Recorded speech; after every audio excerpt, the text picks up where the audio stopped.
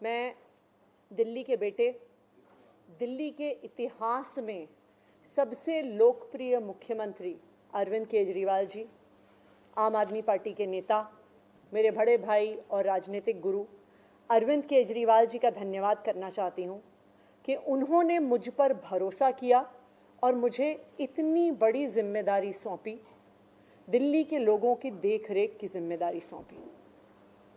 लेकिन आज मैंने मुख्यमंत्री के तौर पे शपथ ग्रहण ज़रूर किया है, लेकिन ये मेरे लिए, हम सब के लिए एक बहुत भावुक क्षण है जब अरविंद केजरीवाल जी दिल्ली के मुख्यमंत्री नहीं हैं। अरविंद केजरीवाल जी वो व्यक्ति हैं जिन्होंने पिछले 10 सालों में दिल्ली की तस्वीर को बदल डाला, जिन्होंने पिछले 10 सालों में दिल्ली की आम लोगों की जिंदगी को बदल डाला। अरविंद केजरीवाल जी वो व्यक्ति हैं जिन्होंने दिल्ली में रहने वाले एक आम इंसान का, एक गरीब इंसान का दर्द समझा, उनके रोज रोज का संघर्ष समझा। उन्होंने समझा कि एक आम परिवार के लिए किस तरह से अपना घर चलाना मुश्किल होता है। अरविंद केजरीवाल जी वो व्यक्ति हैं जिन्होंने दिल्ली वालों को फ्री बिजली दी, 24 घंटे बिजली दी। अरविंद केजरीवाल जी वो व्यक्ति हैं जिन्होंने दिल्ली के सरकारी स्कूलों में पढ़ने वाले बच्चों का भविष्य बदल डाला, उनको जिंदगी में एक नया अवसर, आगे बढ़ने का अवसर दिया। अरविंद केजरीवाल जी वो व्यक्ति हैं जिन्होंने दिल्ली की महिलाओं को शिक्षा में, रोजगार में आगे बढ़ने का मौका दिया, फ्री बस यात्रा देके। अरविंद केजरीवाल जी वो व्यक्ति हैं जिनकी वजह से आज दिल्ली के लोगों को अपने परिवार के सदस्य का इलाज करवाने के लिए अपने गहने नहीं गिरवी रखने पड़ते, अपने घर नहीं गिरवी रखने पड़ते, क्योंकि सरकारी अस्पतालों में अच्छा इलाज होता है। तो जब अरविंद केजरीवाल जी दिल्ली के मुख्यमंत्री नहीं रहते तो ये हम सब के लिए एक बहुत मुश्किल और एक भावुक घड़ी। आज क्यों अरविंद केजरीवाल जी दिल्ली के मुख्यमंत्री नहीं हैं? क्योंकि भारतीय जनता पार्टी की केंद्र सरकार ने अरविंद केजरीवाल जी के खिलाफ षड्यंत्र रचा, उन पर झूठे मुकदमे लगाए, उनको इन झूठे फर्जी मुकदमों में गिरफ्तार किया, उनको 6 महीने से ज्यादा जेल में रखा, उनको तोड़ने की, उनको दबाने की हर संभव कोशिश करी। लेकिन अरविंद केजरीवाल जी टूटे नहीं, अरविंद केजरीवाल दबे नहीं। अरविंद केजरीवाल जी को सुप्रीम कोर्ट ने जमानत दी, एक ऐसे कानून में जमानत दी जिसमें पीएमएलए में जमानत मिलना लगभग असंभव होता है।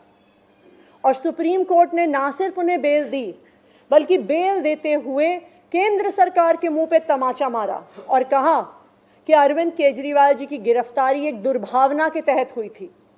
ये कहा कि केंद्र सरकार की एजेंसी सीबीआई, ईडी पिंजरे में बंद एक तोते की तरह हैं जो सिर्फ अपनी मालिक की आवाज में बोलती हैं। हो सकता है कि कोई और नेता होता तो उनके लिए अदालत का ये फैसला काफी था और वो तुरंत जाके मुख्यमंत्री की कुर्सी पे बैठ जाते।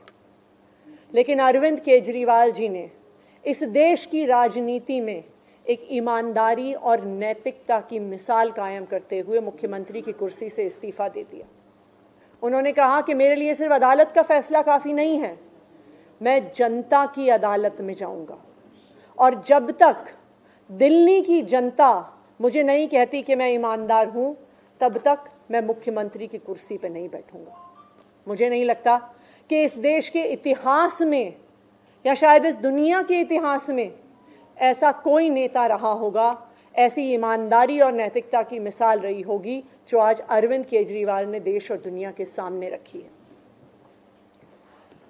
अब हम सभी दिल्ली वालों को मिलकर एक ही काम करना है, अरविंद केजरीवाल जी को फिर से फरवरी में होने वाले चुनाव में दिल्ली का मुख्यमंत्री बनाना है।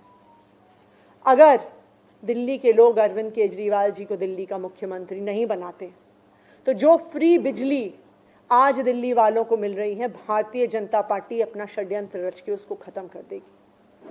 जो सरकारी स्कूल अरविंद केजरीवाल जी ने सुधारे हैं वो फिर से बदहाल हो जाएंगे, मोहल्ला क्लिनिक बंद हो जाएंगे, अस्पतालों में इलाज बंद हो जाएगा, महिलाओं की फ्री बस यात्रा बंद हो जाएगी।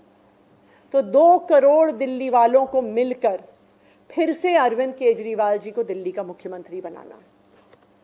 अगले 4 महीने के लिए मेरा यही काम रहेगा कि जो दिल्ली वाले परेशान रहे पिछले 1-1.5 साल में, जब से भारतीय जनता पार्टी का षड्यंत्र शुरू हुआ, जब से भारतीय जनता पार्टी ने एक एक करके हमारे नेताओं को जेल में डालना शुरू किया, जब से भारतीय जनता पार्टी ने एक एक करके हमारे मंत्रियों को जेल में डालना शुरू किया, जब से भारतीय जनता पार्टी के एलजी साहब ने दिल्ली सरकार के काम रोकने शुरू किए, आप देखिए पिछले 2 साल में भारतीय जनता पार्टी ने दिल्ली वालों को परेशान करने में कोई कसर नहीं छोड़ी।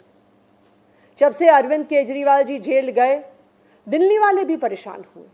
भारतीय जनता पार्टी ने दिल्ली वालों के पानी के बिल हम ठीक करना चाहते थे, उन्होंने उस काम को रोक दिया।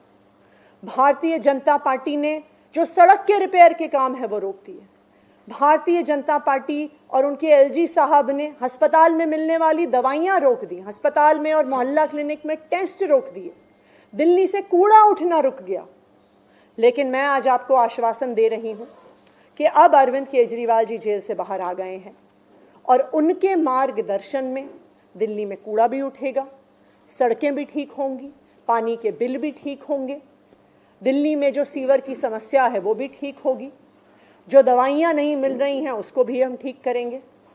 मैं दिल्ली वालों को यह आश्वासन देना चाहती हूं कि अब अरविंद केजरीवाल जी जेल से बाहर हैं, भारतीय जनता पार्टी का कोई भी षड्यंत्र हम सफल नहीं होने देंगे। Thank you.